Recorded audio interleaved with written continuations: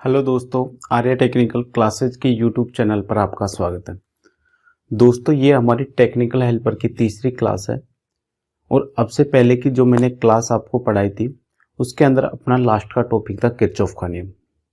दोस्तों, अपन ने किरचॉफ के प्रथम नियम और द्वितीय नियम के बारे में अच्छी तरह से उसके बारे में अध्ययन किया और उसके न्यूमेरिकल भी सोल्व किए थे। लेकिन कल जो अपन ने न्यूमेरिकल सोल्व किए थे वो केवल एक बॉक्स वाले थे और मैं कल आपसे बोल के गया था कि अगली क्लास में हम 2 बॉक्स वाले न्यूमेरिकल सोल्व करेंगे। तो दोस्तों, किरचॉफ के नियम को ही अपन आगे देखते हैं। उसके अंदर देखते हैं अगर 2 बॉक्स वाले न्यूमेरिकल आ जाए तो उन्हें अपन को किस प्रकार सोल्व करना है। तो अगला अपना क्वेश्चन है किरचॉफ नियम का ही।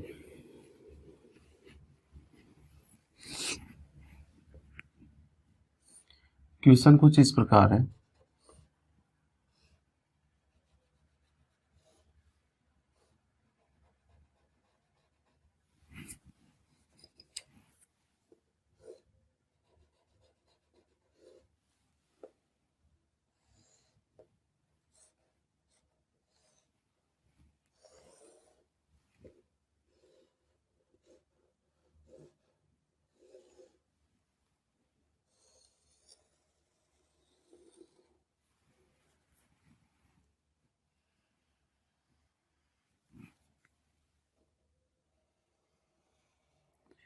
ये 3 प्रतिरोध है और 2 बैटरी के साथ जुड़े हैं।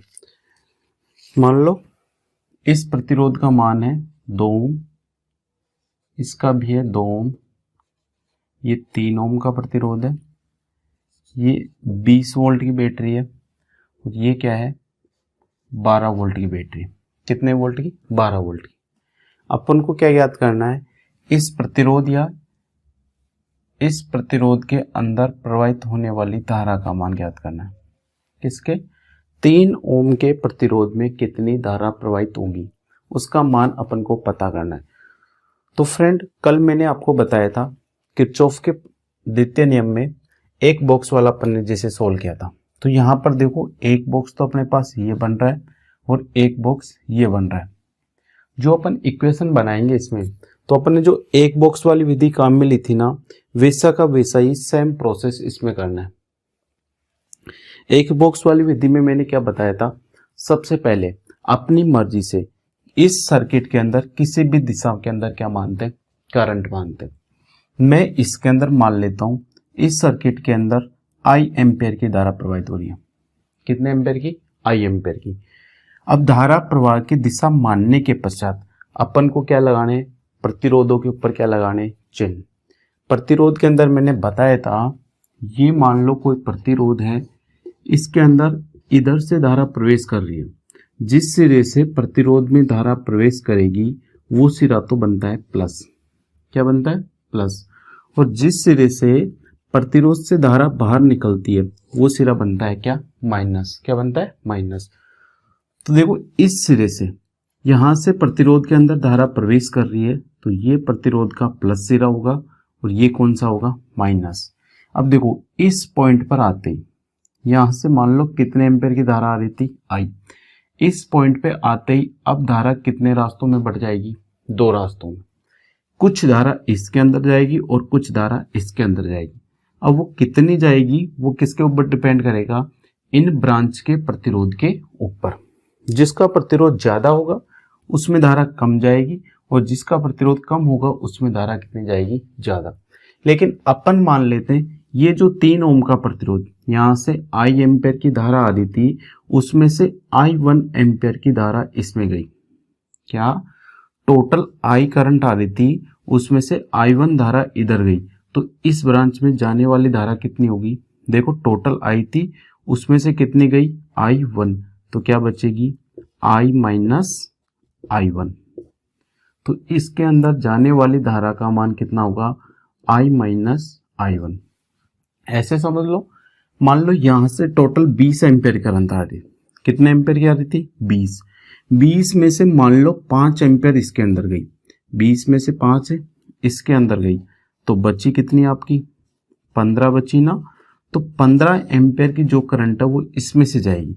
तो देखो, 20 माइनस 5, जो जा रही थी टोटल करंट किसको माना, 20 को है आपकी टोटल करंट, 5 क्या है इसमें जाने वाली करंट, तो I माइनस I1 बराबर क्या होगा 2 ओम के प्रतिरोध में जाने वाली धारा। तो यदि I में से I1 धारा इसमें चली जाएगी तो इसमें कितनी बचेगी, I माइनस I1 बचेगी। अब देखो इस प्रतिरोध में धारा ऊपर से नीचे की तरफ आ रही है, तो प्रतिरोध का ये सिरा कौन सा होगा प्लस और ये सिरा कौन सा होगा माइनस। इस प्रतिरोध में धारा इधर से इस तरफ जा रही है तो प्रतिरोध का ये सिरा होगा प्लस और ये सिरा क्या होगा माइनस। ये बैटरी का कौन सा सिरा है माइनस और ये कौन सा सिरा है आपका प्लस। यहाँ से धारा कितनी आएगी I माइनस I1, इधर से धारा कितनी आएगी I1, ये दोनों करंट वापस मिलेगी तो इसके अंदर से कितनी धारा जाएगी I। आगे देखिए ये बैटरी की माइनस प्लेट है और ये बैटरी की कौन सी प्लेट है प्लस प्लेट। तो अभी अपन ने इसमें कुछ भी नहीं किया, जो अपन ने एक बॉक्स वाली विधि पढ़ी थी उसी के अनुसार इसमें किया है। अपन ने क्या किया, अपनी तरफ से कोई सी भी करंट मान ली, फिर उसको इस पूरे सर्किट के अंदर क्या करवा दिया फ्लो। रेजिस्टेंस में जिस सिरे से करंट अंदर प्रवेश करेगी वो सिरा बनेगा प्लस और जिस सिरे से करंट बाहर निकलेगी वो सिरा बनेगा माइनस। इसके पश्चात क्या करना है अपन को, 2 बॉक्स है, पहले अपन एक बॉक्स ले लेते हैं, नाम लिख लेते हैं जैसे A B C D E और F। अपन क्या करते हैं सबसे ये पहला वाला बॉक्स लेते हैं, तो मैंने लेता हूं A E F D A। कौन सा बंद परिपथ ले लिया अपन ने A E F D और A। अब इसके अंदर किसी भी एक दिशा के अंदर घूमना है, मान लो मैं घड़ी की दिशा में घूम जाता हूं तो A से कहाँ जाएंगे अपन E पर, A से E की तरफ जा रहे हैं तो पहले चिन्ह कौन सा है आपका प्लस, तो क्या निशान लूंगा मैं यहाँ पर प्लस का। ये प्रतिरोध है, प्रतिरोध के सिरों का क्या लेते हैं अपन विभवांतर। तो देखो इस प्रतिरोध के सिरों पर विभवांतर कितना होगा, इसके प्रतिरोध को और इसकी धारा को गुणा करूंगा तो इसके सिरों पर विभवांतर कितना आ जाएगा 2I। इसमें बहने वाली धारा I1 है, इसका 3 प्रतिरोध है तो इसके सिरों पर विभवांतर हो जाएगा 3I1। इसका प्रतिरोध 2 ओम है और बहने वाली धारा I माइनस I1 है तो इसके सिरों का विभवांतर कितना हो जाएगा 2 इंटू I माइनस I1। तो इसके सिरों का विभवांतर कितना होगा 2I और चिन्ह पहले कौन सा है प्लस, तो 2I किसका होगा आपका प्लस का। फिर E से कहाँ जा रहे हैं अपन F में, तो E से F की तरफ जा रहे हैं तो पहले चिन्ह कौन सा आ रहा है प्लस, विभवांतर कितना है इसका 3I1, यहाँ पर कितना है I1। फिर F से D के बीच में ना तो कोई बैटरी है ना ही प्रतिरोध, तो कुछ नहीं आएगा। D से अपन जा रहे हैं A की तरफ तो पहले चिन्ह कौन सा है आपका माइनस और बैटरी का वोल्टेज कितना है 20 बराबर कितना होगा आपका 0। इस समीकरण को अगर अपन सोल्व करें तो देखो ये माइनस वाली संख्या इस तरफ जाएगी तो क्या हो जाएगी प्लस, तो क्या बन जाएगा 2I प्लस के 3I1 बराबर कितना हो जाएगा 20। ये मान लो समीकरण नंबर कौन सा है 1 है। अब अपन देखते हैं loop number second. Loop second में चलते हैं अपन E B C F और E की तरफ। देखो E से अपन जा रहे हैं B की तरफ तो पहले चिन्ह कौन सा आ रहा है आपका प्लस, तो पहले निशान कौन सा आएगा आपका प्लस। इस प्रतिरोध के सिरों का विभवांतर कितना है 2 इंटू I माइनस I1, तो ऐसे कैसे आ जाएगा 2 into I minus I1। B से जा रहे हैं C की तरफ, पहले चिन्ह कौन सा पड़ रहा है माइनस, बैटरी का वोल्टेज कितना है 12। फिर C से F की तरफ कुछ पड़ रहा है क्या नहीं, फिर अपन जा रहे हैं F से E की तरफ, तो F से E की तरफ जा रहे हैं तो पहले चिन्ह कौन सा पड़ रहा है अपन के पास माइनस और प्रतिरोध है और प्रतिरोध के सिरों का विभवांतर कितना है 3I1। इनका मान किसके बराबर हो जाएगा 0 के बराबर। इसको इस संख्या से गुणा कर दो तो 2I माइनस के 2I1 माइनस के 12 माइनस के 3I1 बराबर कितना हो जाएगा 0। देखो ये भी I1 है और ये भी I1 है, ये भी माइनस में और ये भी क्या है, माइनस में। चिन्ह समान होने पर संख्याएं क्या हो जाती है, जुड़ जाती है। तो ये हो जाएगा 2i माइनस के 5i1 माइनस के 12 बराबर 0। 12 को बराबर के इस तरफ ले आओ तो किसका हो जाएगा, ये प्लस का। तो क्या हो जाएगा समीकरण, 2i माइनस 5i1 बराबर कितना हो जाएगा, 12। ये कौन सा समीकरण हो जाएगा आपका, समीकरण नंबर 2। तो अपन ने इस बॉक्स से एक समीकरण बनाया और इस बॉक्स से दूसरा समीकरण बनाया। अब इन दोनों समीकरणों की सहायता से अपन i और i1 का क्या करेंगे, मान ज्ञात करेंगे। तो देखो कैसे ज्ञात करेंगे। समीकरण फर्स्ट दे रखा है अपने पास 2i प्लस 3i1 बराबर दे रखा है 20, और समीकरण सेकंड दे रखा है 2i माइनस 5i1 बराबर दे रखा है क्या, 12। इनको अपन को क्या करना है, सॉल्व करना है। तो देखो ये दोनों संख्या समान है ना, तो इनको कैंसिल करने के लिए चिन्ह बदल लेते हैं। इस समीकरण में से इस समीकरण को घटाते हैं। तो ये प्लस है तो क्या हो जाएगा, माइनस, माइनस है तो क्या हो जाएगा, प्लस, प्लस है तो क्या हो जाएगा, माइनस। अब देखो 2i से 2i क्या हो जाएगा, कैंसिल। अब ये भी प्लस का और ये भी प्लस का, तो 3 और 5 कितने हो गए, 8, 8i1 बराबर ये प्लस का ये माइनस का, 20 में से 12 जाएंगे तो कितने बचेंगे, 8। तो अपन को निकालना है i1। i1 बराबर कितना हो गया, 8/8 बराबर हो गया क्या, 1 एम्पियर। तो अपने पास i1 का मान कितना आ गया, 1 एम्पियर। अब i1 का मान इन दोनों समीकरणों में से किसी भी समीकरण के अंदर रखकर अपन किसका मान निकाल सकते हैं, i का। मैं क्या करता हूँ, जो इक्वेशन फर्स्ट है उसके अंदर क्या करता हूँ, i1 की वैल्यू क्या करता हूँ, इसमें रखता हूँ। तो देखो 2i प्लस 3, i1 बराबर कितना आया अपने पास, 1 बराबर कितना है, 20। तो 2i प्लस के 3 बराबर 20। इस प्लस वाली संख्या को इस तरफ ले जाएंगे तो क्या हो जाएगा, माइनस, और 20 में से माइनस के 3 जाएंगे तो कितने बचेंगे, 17। तो 2i बराबर क्या बचेगा, 17। तो i बराबर कितना बच गया अपने पास, 17/2 यानी कि 8.5 एम्पियर। तो इस वाली ब्रांच में बहने वाली धारा का मान कितना होगा, 1 एम्पियर, और इसके अंदर बहने वाली धारा का मान कितना होगा, 8.5 एम्पियर। अगर मेरे को इस लूप के अंदर बहने वाली धारा का मान निकालना है तो देखो इस लूप के अंदर धारा कितनी बह रही है, i minus i1, i minus i1। अब i का मान कितना है, 8.5, i1 का मान कितना है, 1। तो इसके अंदर बहने वाली धारा कितनी हो जाएगी, 7.5 एम्पियर।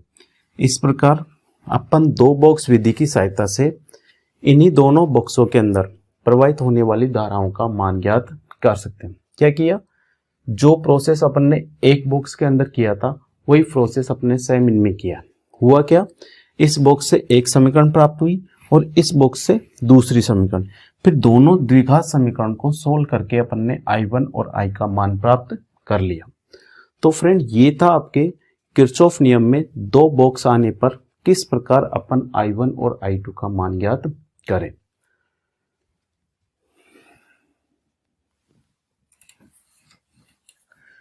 तो देखो दोस्तों, अपन ने इसमें देखा अपन को यहाँ पर i1 और i2 का मान ज्ञात करने में बहुत समय लग रहा है। क्या लग रहा है, बहुत ही टाइम लग रहा है इसमें। लेकिन मैं आपको एक ऐसा मेथड बताऊंगा, मैं आपको एक ऐसा मेथड बताने जा रहा हूं जिससे अपन बिना समीकरण बनाए डायरेक्ट अपन i1 i और इन सभी करंट का क्या कर सकते हैं, मान ज्ञात कर सकते हैं। वैसे वो ITI के सिलेबस में तो नहीं है, लेकिन मैं आपको बता रहा हूं कैसे अपन डायरेक्ट बिना इन इक्वेशन और इतनी बड़ी कैलकुलेशन किए बिना बहुत ही कम सेकंड के अंदर अपन इन करंट का मान ज्ञात कर सके। तो उसको ज्ञात करने के लिए पहले आपको कुछ बेसिक नॉलेज उसके बारे में मैं आपको बताता हूं, फिर इसके बाद में अपन इसी क्वेश्चन को उसी मेथड से अपन सोल्व करेंगे। तो देखो उसका नाम है आपका नोडल एनालिसिस।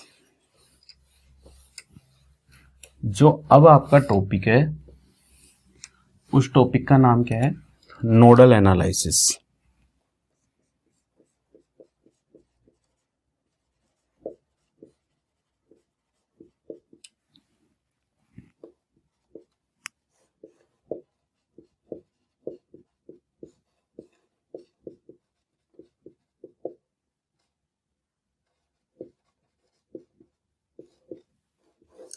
देखो नोडल एनालिसिस क्या होता है, जैसे अपन यही लेते हैं। अभी क्वेश्चन था अपना, यहाँ पर 2 था, इधर भी एक प्रतिरोध 2 था, इधर एक 3 ओम का प्रतिरोध था, यहाँ पर अपन ने एक बैटरी और एक बैटरी यहाँ पर लग रही थी कुछ इस प्रकार से। ये था आपका 2 ओम, ये था आपका 2 ओम, ये 3 ओम, ये बैटरी थी आपकी 20 वोल्ट की और ये बैटरी थी आपकी 12 वोल्ट की। ये क्वेश्चन था, इसको अपन ने किरचॉफ के नियम से सोल्व किया। तो अपन ने इस बॉक्स से एक समीकरण बनाई, इस बॉक्स से दूसरी समीकरण बनाई और तब जाके इसको अपन ने सोल्व किया। लेकिन इसी क्वेश्चन को यदि अपन नोडल एनालिसिस की सहायता से करें तो बहुत ही कम सेकंड के अंदर इसके अंदर अपन आंसर प्राप्त कर सकते हैं। तो देखो नोडल एनालिसिस क्या होता है। देखो ये जो निचले वाला लोड होता है, निचले वाला नोड है ना, इस नोड को मानते हैं अपन रेफरेंस नोड। क्या नाम जानते हैं इसको? Reference node.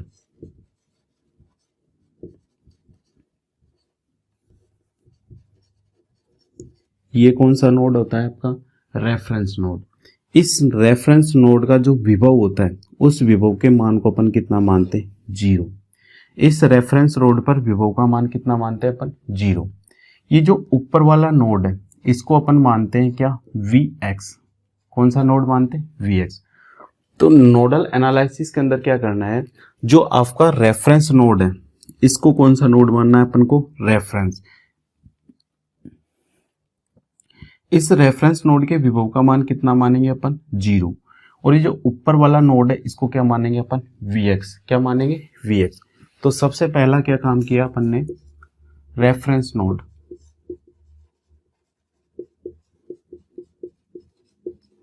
रेफरेंस नोड के विभव को 0 मानते हैं। क्या किया अपन ने? पहला काम, इस रेफरेंस नोड के विभव को क्या माना अपन ने? 0। दूसरा क्या करते हैं, ये जो Vx वाला नोड है इससे अपन क्या करते हैं? सभी करंट को क्या मानते हैं? आउटगोइंग। तो Vx से अभी सभी करंटों को अपन क्या मान लेते हैं? आउटगोइंग। मान लो ये करंट है आपकी I1, ये है आपकी I2, ये क्या है? I3। तो अगला काम क्या किया अपन ने, ये जो Vx नोड है, क्या? Vx नोड, Vx नोड पर सभी करंट को आउटगोइंग, आउटगोइंग मतलब बाहर की तरफ जाने वाली मानते हैं। दूसरा क्या काम करते हैं अपन, ये जो Vx नोड माना था इस पर सभी करंट को क्या माना? आउटगोइंग। भाई ये भी बाहर जा रही है, ये भी बाहर जा रही है और ये भी क्या जा रही है? बाहर। तो सभी करंटों को अपन क्या कर लेते हैं? आउटगोइंग करंट मान लेते हैं। कौन सी करंट मान लेते हैं? Outgoing current.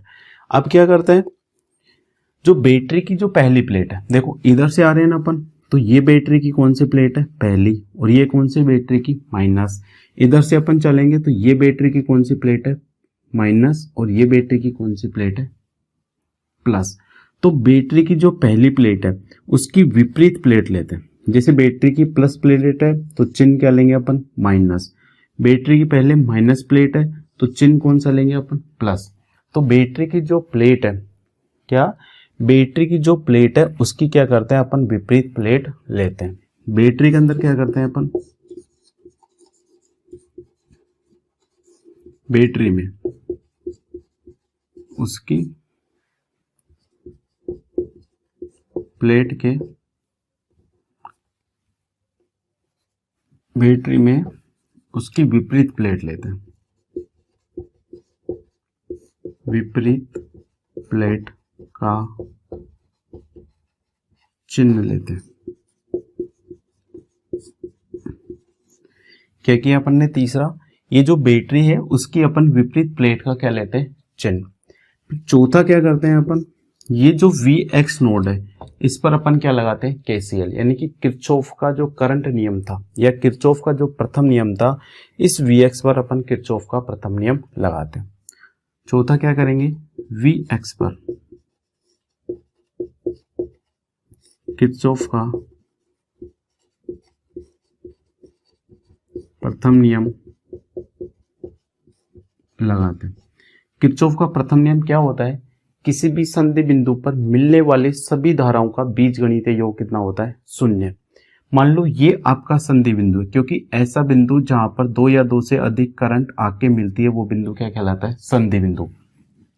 तो जब अपन वी एक्स पे किरचॉफ का अपन प्रथम नियम लगाएंगे तो इस पर सभी धाराओं का बीज योग कितना होगा, 0। कितनी धारा है यहाँ पर, 3।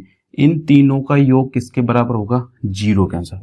तो केसीएल के अनुसार क्या, केसीएल के अनुसार क्या होगा, I1 plus I2 plus I3, इनका मान किसके बराबर होगा, 0 के बराबर। ये किसका नियम है, आपका किरचॉफ का प्रथम नियम। तो क्या किया अभी तक अपन ने, सबसे पहले रेफरेंस नोड माना, उस रेफरेंस नोड के विभव को क्या मानते हैं अपन, शून्य। इसको कौन सा नोड माना है अपन ने, रेफरेंस नोड। रेफरेंस नोड के विभव को क्या माना अपन ने, शून्य। दूसरा क्या काम किया, जो वी एक्स वाला नोड है उस पर सभी करंट को क्या मानते हैं अपन, आउटगोइंग। ये आपका वी एक्स नोड है, इस पर सभी करंट को अपन ने क्या माना है, आउटगोइंग। फिर तीसरा क्या करते हैं, बैटरी में उसकी विपरीत प्लेट का चिन्ह लेते हैं। भाई इधर से अपन आ रही है ना करंट, तो पहले कौन सी प्लेट पड़ रही है, प्लस। तो यहाँ पर प्लस चिन्ह ना लेके उसकी विपरीत प्लेट का चिन्ह लेंगे, मतलब कौन सा लेंगे, माइनस। ऐसे कैसे, यहाँ पर पहले कौन सा चिन्ह आ रहा है, प्लस, तो सॉरी माइनस, तो माइनस चिन्ह न लेकर उसकी विपरीत प्लेट का चिन्ह मतलब कौन सा लेंगे अपन, प्लस लेंगे। फिर वी एक्स नोड पर क्या लगाते हैं अपन, किरचॉफ का प्रथम नियम। तो किरचॉफ का प्रथम नियम क्या है, I1 plus I2 plus I3, मतलब इस संधि बिंदु पर सभी धाराओं का जो योग होगा वो कितना होगा, 0 होगा। कितना होगा, 0। अब देखो मान लो मेरे को करंट I1 का मान निकालना है, तो अपन क्या जानते हैं, I बराबर क्या होता है आपका, V बटे R।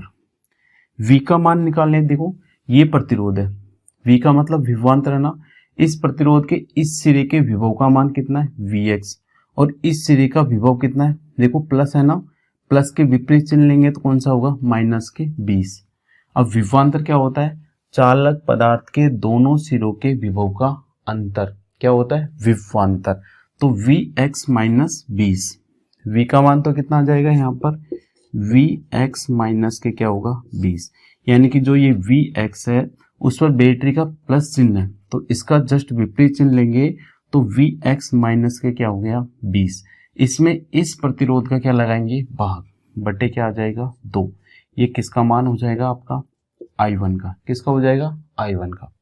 अब देखो I2 का मान निकालो, I2 बराबर क्या हो जाएगा, Vx, तो ये रहा, नीचे कितना है, 0 है, तो Vx में से 0 घटाएंगे तो क्या बचेगा आपका, Vx बटे प्रतिरोध कितना है, 3, तो भाग किसका लगेगा आपका, 3 का। ऐसे कैसे, I3 क्या हो जाएगा, देखो Vx माइनस आ गया ना, माइनस का जस्ट कौन सा चिन्ह लेना है, प्लस का, क्योंकि बैटरी में उसकी विपरीत प्लेट का कौन सा चिन्ह लेते हैं अपन, माइनस। तो Vx प्लस क्या होगा, 12, Vx प्लस के 12 क्या हो जाएगा आपका, Vx प्लस के 12। प्रतिरोध कितना है आपका, 2, तो भाग किसका लगेगा आपका, 2 का। तो I1 का मान ज्ञात करने के लिए Vx चिन्ह प्लस आया तो कौन सा लेंगे, माइनस, तो Vx माइनस 20 बटे 2, Vx माइनस 0 बटे 3, Vx माइनस चिन्ह कौन सा लेंगे, प्लस, तो Vx प्लस 12 बटे 2। इस प्रकार अपन I1, I2 और I3 का मान इस समीकरण में रखेंगे तो क्या आएगा अपने पास, Vx माइनस 20 बटे 2 प्लस Vx बटे 3 प्लस Vx प्लस के 12 बटे 2, ये आ गया अपने पास। अभी इनका क्या ले लेते हैं अपन, एलसीएम। एलसीएम कितना आ जाएगा, 6। इस 2 में इस 6 में इस 2 का भाग कितनी बार जाएगा, 3 बार, तो 3 इंटू Vx माइनस 20, चिन्ह कौन सा है आपका, प्लस, इस 3 का इसमें भाग कितनी बार जाएगा? 2 बार। किससे गुणा होगा? Vx से। प्लस इस 2 का इस 6 में भाग कितनी बार जाएगा? 3 बार। और गुना किससे होगा? ये Vx प्लस के 12 बराबर क्या है? 0। ये संख्या इधर जाएगी तो 0 से गुणा होगी तो क्या हो जाएगी? 0। तो अपना क्या बचेगा? इस 3 को इससे गुणा करो, 3 Vx माइनस इसको इससे गुणा करो, कितना आ गया? 60 प्लस 2 Vx प्लस 3 को इससे गुणा करो, कितना आ गया? 3 Vx प्लस 3 को 12 से गुणा करो, कितना आ गया? 36 बराबर कितना हो गया? 0। 6 तो इधर आ गया है तो यहाँ पर इससे 6 से गुणा करेंगे तो कितना आ जाएगा? 6 को 0 से गुणा करो तो कितना आ जाएगा? 0 आ जाएगा। अब देखो Vx वाली संख्या एक तरफ जोड़ लो और जो संख्या वाली मान है वो एक तरफ। तो देखो 3 2 5, क्या 3 और 2 5 और 5 और 3 8, कितने हो गए? 8 Vx माइनस के 60 और प्लस के 36, माइनस 60 में से प्लस के 36 घटाओगे तो कितना बच जाएगा? माइनस के 24 बराबर क्या हो जाएगा? 0। माइनस का 24 इधर का जाएगा तो क्या हो जाएगा? प्लस का। तो 8 Vx बराबर कितना हो जाएगा? 24। Vx से 8 क्या हो रहा है? गुणा। तो गुणा वाली संख्या इस तरफ जाएगी तो क्या लग जाएगा? भाग। तो Vx बराबर कितना आ जाएगा? 24/3 बराबर कितना आ गया? 8 वोल्ट। सॉरी, 3 का भाग देंगे ना, देखो 8 है यहाँ पर, तो किसका भाग लगेगा? 8 का। तो यहाँ पर कितना आएगा? 3 वोल्ट आएगा। कितना आएगा? 3 वोल्ट। तो अपन ने किसका मान निकाल लिया? Vx का। Vx का मान अपने पास कितना आ गया? 3 वोल्ट। अब बताओ किसकी करंट मापनी है अपन को? अगर मेरे को I1 नापनी है, क्या मापनी है? I1। तो ये I1 है, Vx माइनस 20/2, इसके अंदर Vx का क्या लगा दो? आप भाग लगा दो। तो देखो Vx की जगह कितना है आपका? I1 बराबर कितना है आपका? I1 बराबर है Vx माइनस 20/2। Vx का मान कितना अपने पास? 3। तो 3 माइनस 20/2 बराबर हो गया माइनस के 17/2 बराबर आ गया 8.5। वो किसका आया? माइनस का। तो मैंने आपको लिखाया था यदि करंट का मान माइनस में आता है तो उसका मतलब क्या होता है? इसके अंदर बहने वाली धारा की दिशा अपन के द्वारा मानी गई धारा की दिशा के क्या होगी? विपरीत। देखो अपन ने धारा की दिशा ऐसे मानी थी, लेकिन अपन का जो आंसर आया वो माइनस के 8.5 आया। तो धारा की दिशा ये न होके इसकी जस्ट विपरीत दिशा में, मतलब धारा इस दिशा के अंदर प्रवाहित होगी। तो अपन ने किरचॉफ के नियम से जो आंसर निकाला था वो इसके अंदर प्रवाहित होने वाली धारा का मान कितना आया था अपना? 8.5 आया था। अब भी देख लो I1 का मान कितना है? 8.5।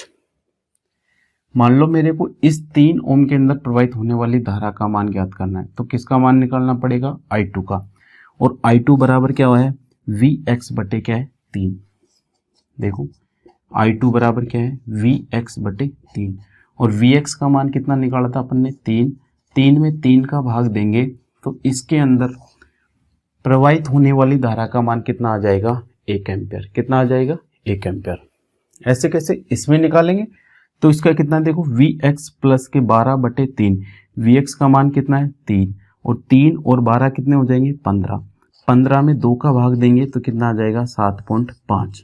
तो यही आंसर अपन ने किरचॉफ के नियम से निकाले थे और इन्हीं आंसरों को अपन ने इसकी सहायता से निकाला। ये तो मैंने आपको समझाने के लिए इतना बड़ा किया, नहीं तो 5 सेकंड के अंदर इस क्वेश्चन को अपन सोल्व कर सकते हैं। ये तो अपन फर्स्ट बार किया इसलिए अपन को इतना टाइम लगा। तो क्या किया अपन ने? सबसे पहला काम, जो रेफरेंस नोड था उसके विभव को क्या मानते? 0। दूसरा क्या किया? जो Vx नोड है, ये वाला नोड, ये नोड कौन सा आपका? Vx। इस नोड पर सभी करंट को क्या माना अपन ने? आउटगोइंग। तीसरा क्या किया? बैटरी में उसकी विपरीत प्लेट का क्या लेते हैं अपन? चिन्ह। और यदि Vx पर क्या करते हैं अपन? किरचॉफ का प्रथम नियम लगाते हैं। तो देखो सभी करंट आउटगोइंग है, तो I1 plus I2 plus I3 इनका मान किसके बराबर होगा? 0 के। अब मेरे को I1 का मान निकालना है, तो Vx बैटरी का प्लस चिन्ह उसका विपरीत चिन्ह लेना, तो क्या आएगा माइनस। तो Vx माइनस के 20 बटे कितना आएगा 2। ऐसे कैसे, यहाँ पर आएगा Vx माइनस की जगह चिन्ह कौन सा आएगा प्लस, क्योंकि विपरीत चिन्ह लेना है। Vx प्लस के 12 बटे कितना आएगा 2। फिर यहाँ पर कितना आएगा Vx, यहाँ पर कितना है 0, तो Vx माइनस 0 बटे 3। फिर अपन ने एलसीएम लेके किसका मान निकाला Vx का, फिर इसके अंदर Vx का मान रख के अपन I1, I2 और I3 का मान निकाल सकते हैं। तो दोस्तों ये था आपका नोडल एनालिसिस।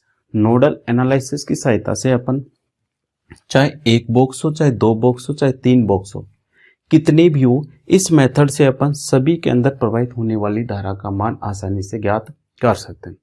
एक न्यूमेरिकल और करके देखते हैं।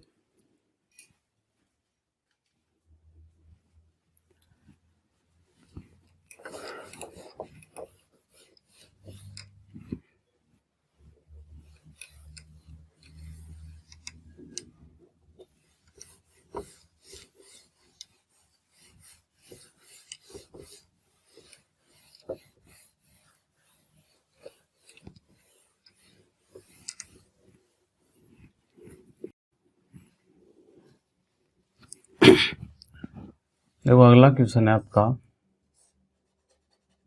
अब इसको मैं थोड़ा जल्दी करूंगा।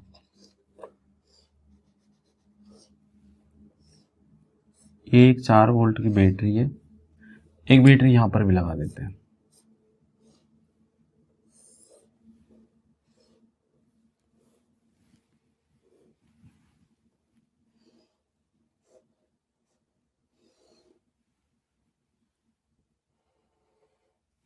एक बैटरी को उल्टा ले लो, कैसे भी ले सकते हो, कोई फर्क नहीं पड़ेगा। जैसे ये है 2 ओम, ये है 3 ओम, ये है आपका 1 ओम, ये 4 वोल्ट की, ये भी 4 वोल्ट की, और ये मान लो ये 8 वोल्ट की बैटरी है। आपको क्या करना है, इस 1 ओम के अंदर प्रवाहित होने वाली धारा का मान ज्ञात करना है। किसका, 1 ओम में क्या करना है, find current in 1 ohm resistance. क्या करना है आपको, 1 ओम के अंदर प्रवाहित होने वाली धारा का मान ज्ञात करना है। तो पहला स्टेप क्या करते हैं अपन, सबसे पहले इस निचले वाले पॉइंट को क्या मानते हैं अपन, रेफरेंस नोड। रेफरेंस नोड के विभव को क्या लेते हैं 0। फिर इस नोड को क्या मानते हैं अपन Vx। Vx नोड पर क्या करते हैं अपन, जितनी भी करंट है उन सभी करंट को क्या मानते हैं आउटगोइंग। इसको माना मैंने I1, इसको माना मैंने I2, इसको माना मैंने I3। फिर क्या करते हैं, ये जो Vx नोड है इस पर किरचॉफ का प्रथम नियम लगाते हैं, यानी कि KCL। तो I1 plus I2 plus I3 इनका मान किसके बराबर होगा, 0 के बराबर। I1 plus I2 plus I3 बराबर कितना होगा 0।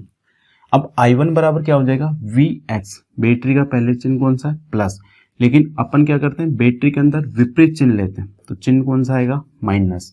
तो I1 क्या हो जाएगा Vx माइनस के 4 बटे कितना हो जाएगा 2। प्रतिरोध का मान कितना है 2, उस प्रतिरोध का क्या लगाना है यहाँ पर भाग, प्लस I2। देखो ये Vx, ये बैटरी की प्लस प्लेट है, लेकिन अपन को क्या लेना है इसकी विपरीत प्लेट।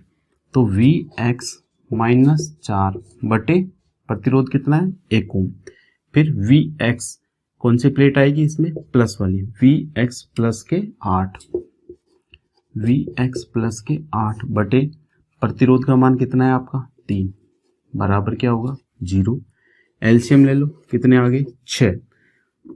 इस 6 में इस 2 का भाग कितनी बार जाएगा 3 बार, और 3 को अपन इस संख्या से गुणा करेंगे, 3 को इस संख्या से गुणा करेंगे क्या आ जाएगा 3 Vx माइनस के 12 प्लस इस 6 में इस 1 का भाग कितनी बार जाएगा 6 बार, और 6 को इस संख्या से गुणा करूंगा तो क्या आ जाएगा 6 Vx माइनस के 24 प्लस इस 3 का इस 6 में भाग कितनी बार जाएगा 2 बार, और 2 को ऊपर वाली संख्या से गुणा करें क्या आ जाएगा 2Vx प्लस के 16 बराबर कितना हो जाएगा 0। अब देखो x वाली संख्याओं को जोड़ लो, 3 और 6 9 और 2 11, तो 11Vx माइनस के 12 और माइनस के 24 कितने हो गए, माइनस के 36। माइनस के 36 में से 16 घटाओ तो कितने बचेंगे, 20।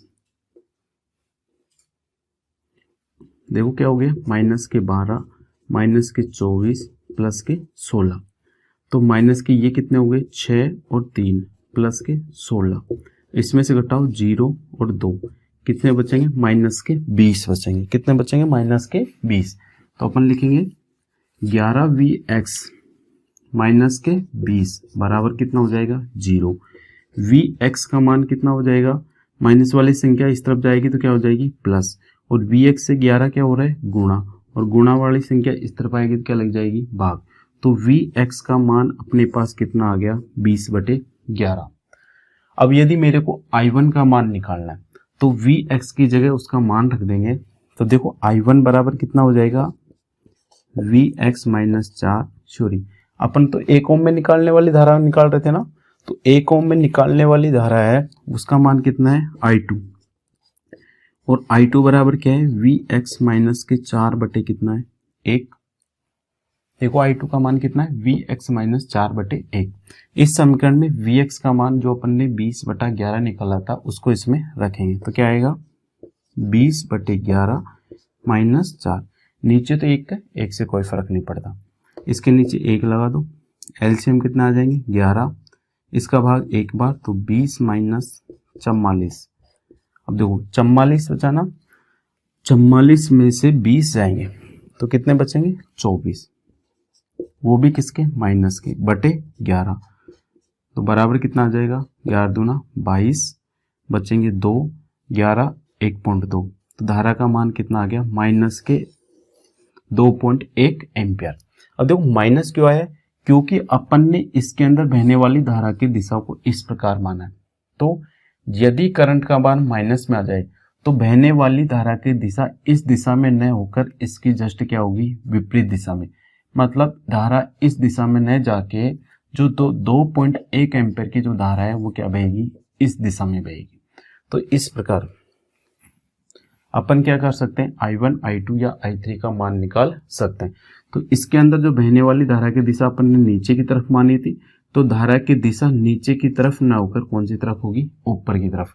और धारा का मान कितना होगा, 2.1 एम्पियर। तो अपना आंसर कितना होगा, 2.1 एम्पियर। तो इस प्रकार अपन नोडल एनालिसिस की सहायता से बिना समीकरण बनाए अपन करंट का मान आसानी से क्या कर सकते हैं, ज्ञात कर सकते हैं।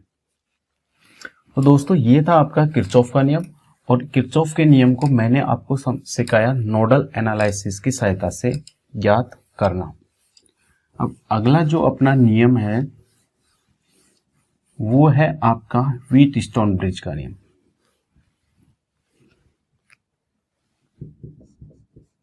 कौन सा है, व्हीटस्टोन ब्रिज। सिंपल सा नियम है लेकिन इसमें से क्वेश्चन आता है। नियम तो सिंपल सा है लेकिन इसमें से क्वेश्चन आता है। तो देखो व्हीटस्टोन ब्रिज होता क्या चीज है, सबसे पहले इसकी संरचना समझ लेते हैं, होता कैसे है। तो व्हीटस्टोन ब्रिज के अंदर क्या होते हैं, 4 प्रतिरोध होते हैं। कितने प्रतिरोध होते हैं, 4। कुछ इस प्रकार से ये चारों प्रतिरोध इसके अंदर जुड़े हुए रहते हैं।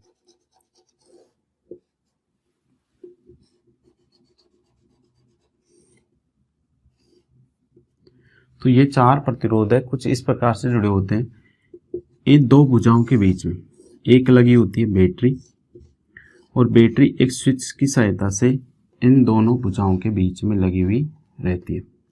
इसको बोलते हैं अपन बैटरी स्विच। ये बैटरी का प्लस सिरा और ये क्या होता है, माइनस। ये मान लो ए वाली भुजा है, ये कौन सी है आपकी, बी वाली। ये सी है, ये क्या है, डी। तो भुजा सी और डी, इसके मध्य क्या लगा होता है, एक विभवमापी लगा होता है। विभवमापी यानी कि गैल्वेनोमीटर, वो इस प्रकार से लगा है। गैल्वेनोमीटर क्या काम करता है, इस ब्रांच के अंदर बहने वाली धारा का मान ज्ञात करता है। क्या मापता है, इस ब्रांच के अंदर बहने वाली धारा। यदि जो गैल्वेनोमीटर है वो अपन को विक्षेप बताएगा कितना, 0। तो इस ब्रांच के अंदर बहने वाली धारा का मान कितना हो जाएगा, 0। मतलब इस ब्रांच के अंदर कोई धारा प्रवाहित नहीं होगी।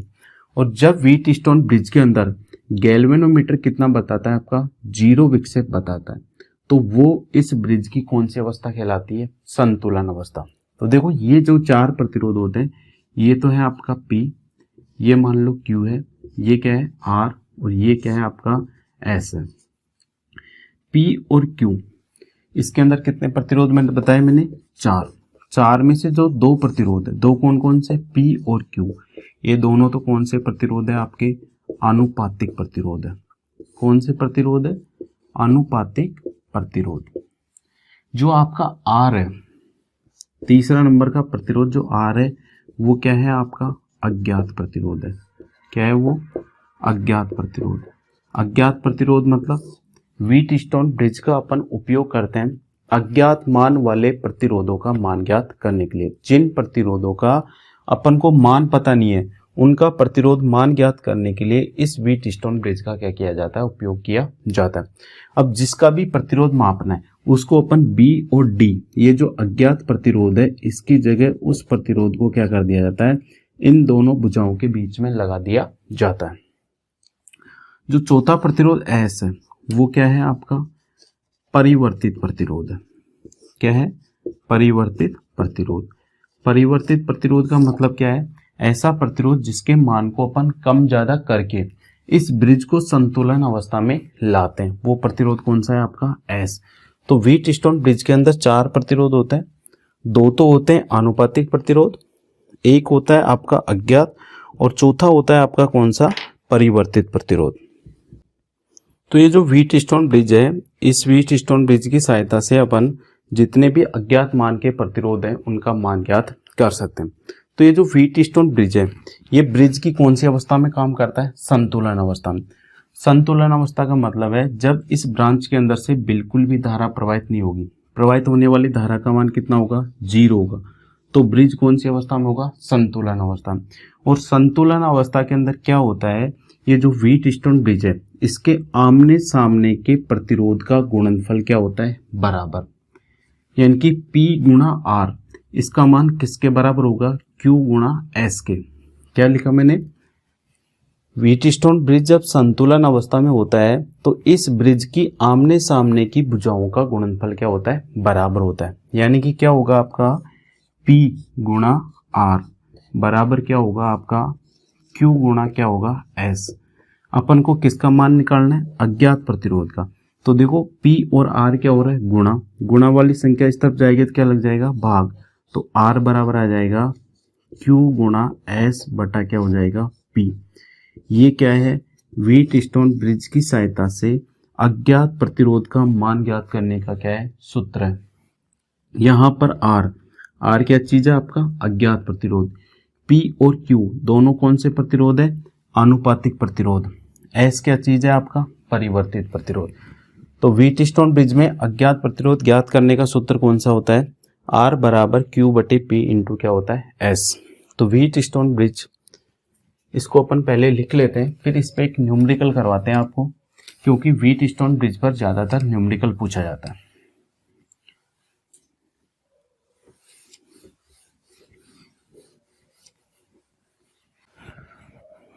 तो देखिए व्हीटस्टोन ब्रिज, इसका उपयोग अज्ञात मान वाले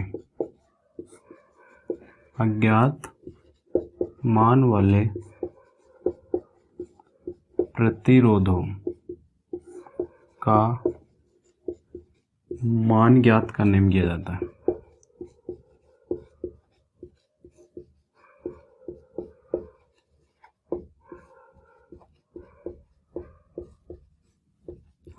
व्हीटस्टोन ब्रिज का उपयोग किस लिए किया जाता है, अज्ञात मान के जो प्रतिरोध होते हैं उनका मान ज्ञात करने के लिए व्हीटस्टोन ब्रिज का उपयोग करते हैं। यह क्या करता है, ब्रिज की संतुलन अवस्था में कार्य करता है। जब आपका ब्रिज संतुलन अवस्था संतुलित अवस्था में होगा तो ही व्हीटस्टोन ब्रिज क्या करेगा, काम करेगा। इसमें क्या करते हैं, ब्रिज की संतुलन अवस्था में, ब्रिज की संतुलन अवस्था में जो मध्य वाली ब्रांच होती है या जो मध्य वाली भुजा में प्रवाहित धारा क्या होती है, शून्य होती है। ब्रिज की संतुलन अवस्था में क्या होता है, जो मध्य वाली ब्रांच होती है उसमें प्रवाहित होने वाली धारा का मान क्या होता है, शून्य। और संतुलित अवस्था में क्या होता है, जो आमने सामने के प्रतिरोध होते हैं P इंटू आर, आमने सामने के प्रतिरोध का गुणनफल क्या होता है, बराबर होता है। यानी कि P इंटू आर बराबर क्या होगा, Q इंटू एस। अगर मैं अज्ञात प्रतिरोध R का मान इससे ज्ञात करें तो क्या आ जाएगा, Q इंटू एस बटे क्या हो जाएगा आपका P। यानी कि अज्ञात प्रतिरोध बराबर Q बटे P इंटू क्या होगा आपका परिवर्तित प्रतिरोध, क्या होगा, परिवर्तित प्रतिरोध। तो ये हो गया आपका व्हीटस्टोन ब्रिज। तो व्हीटस्टोन ब्रिज, इसका उपयोग अज्ञात मान वाले प्रतिरोध का मान ज्ञात करने में किया जाता है। ये जो व्हीटस्टोन ब्रिज है वो ब्रिज की संतुलन अवस्था में काम करता है। ब्रिज की संतुलन अवस्था में क्या होता है, मध्य वाली भुजा में प्रवाहित धारा का मान क्या होता है, शून्य। जब ब्रिज संतुलन अवस्था में होता है तो आमने सामने के प्रतिरोध का गुणनफल क्या होता है, बराबर होता है। क्या होता है, बराबर। यानी कि P इंटू आर बराबर क्या होगा, Q इंटू एस। तो R बराबर क्या हो जाएगा, Q बटे P इंटू क्या हो जाएगा, S हो जाएगा। अब देखते हैं इस पे अपन क्वेश्चन कैसे आता है।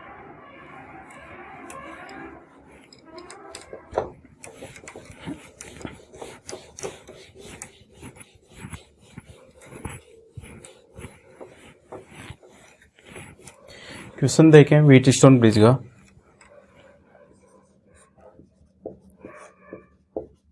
ब्रिज की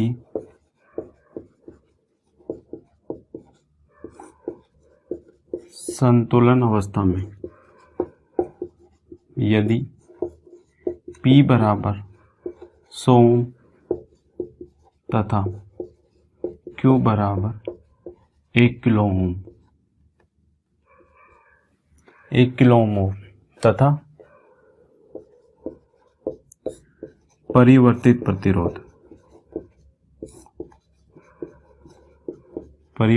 प्रतिरोध का मान 120 ओम हो तो अज्ञात प्रतिरोध का मान होगा, अज्ञात प्रतिरोध का मान होगा। देखो कैसे सोल्व करोगे। P का मान दे रखा है आपको कितना, 100 ओम। Q का मान दे रखा है 1 किलो ओम। जो परिवर्तित प्रतिरोध अपन ने माना था S बराबर कितना है, 120 ओम। देखो ये ओम में, ये भी ओम में, लेकिन ये किस में, किलो ओम में। तो पहले किलो ओम को किस में बदलना पड़ेगा अपन को, ओम में। तो 1 किलो का मतलब कितना, 1000। तो Q का मान कितना हो गया, 1000 ओम। अब अज्ञात प्रतिरोध का मान ज्ञात करने का सूत्र होता है R बराबर Q बटे P इंटू क्या होता है, S। Q का मान कितना है आपके पास, 1000। P का मान कितना है आपके पास, 100 गुणा परिवर्तित प्रतिरोध S का मान कितना है, 120। 2 जीरो से 2 जीरो, 120 को जब अपन 10 से गुणा करेंगे तो कितना आ जाएगा, 1200 ओम। यदि अपन का आंसर दे रखा है किलो ओम में, तो किलो ओम में बदलने के लिए इसमें क्या करेंगे अपन, 1200 में किसका भाग लगा देंगे अपन, 1000 का। तो 3 छोड़ के दशमलव लग जाएगा, 1 2 और 3, तो कितना आ जाएगा, 1.2 किलो ओम। ये क्या होगा आपका आंसर। तो इस प्रकार अपन व्हीटस्टोन ब्रिज में इस प्रकार अपन क्वेश्चन को सॉल्व कर सकते हैं। तो दोस्तों आज अपन ने पढ़ा किरचॉफ का नियम, नोडल एनालिसिस और व्हीटस्टोन ब्रिज का नियम। तो दोस्तों इन नियमों की आप अच्छी तरह से प्रैक्टिस कीजिए और जो नोडल एनालिसिस का मैंने जो आपको टॉपिक पढ़ाया था उस टॉपिक से किरचॉफ के जो 1-2 प्रॉब्लम्स है उनको आप सोल्व कीजिए। आपको उससे बहुत कम समय में आप उसमें करंट का मान ज्ञात कर सकते हैं। तो दोस्तों आज के लिए बस इतना ही, मिलते हैं नेक्स्ट क्लास में।